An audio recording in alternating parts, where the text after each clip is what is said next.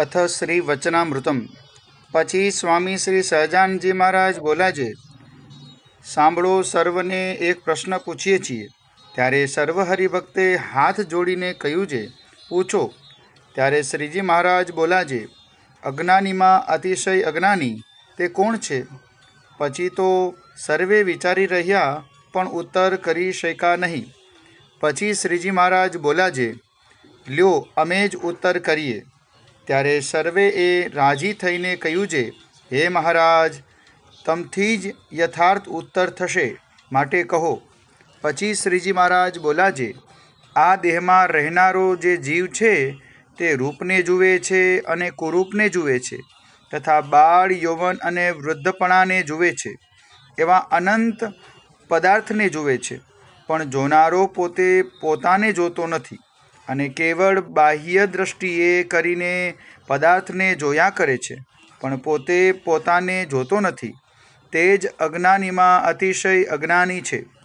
અને જેમ નેત્રે કરીને અનંત પ્રકારના રૂપના સ્વાદને લે છે, તેમજ શ્રોત્ર, ત્વક, રસના, ઘ્રાણ ઇત્યાદિ સર્વે ઇન્દ્રિયોએ કરીને વિષય સુખને ભોગવે છે અને જાણે છે, પણ પોતે પોતાના સુખને ભોગવતો નથી ને પોતે પોતાના રૂપને જાણતો નથી.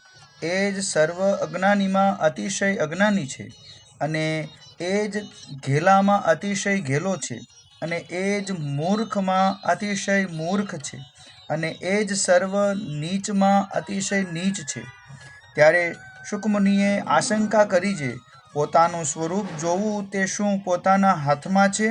અને જો પોતાના હાથમાં હોય તો જીવ સિદ્ધ અતિશય અજ્ઞાની રહે.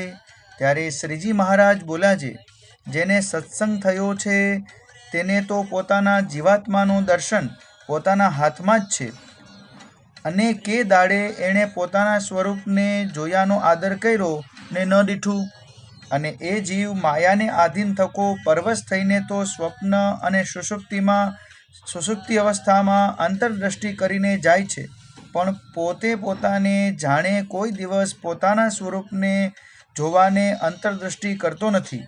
અને જે ભગવાનના પ્રતાપને વિચારીને અંતરદ્રષ્ટિ કરે છે તે તો પોતાના સ્વરૂપને અતિશય ઉજ્જવળ પ્રકાશમાન જુએ છે, અને તે પ્રકાશને મધ્યે પ્રત્યક્ષ એવા જે પુરુષોત્તમ ભગવાન તેની મૂર્તિને જુએ છે.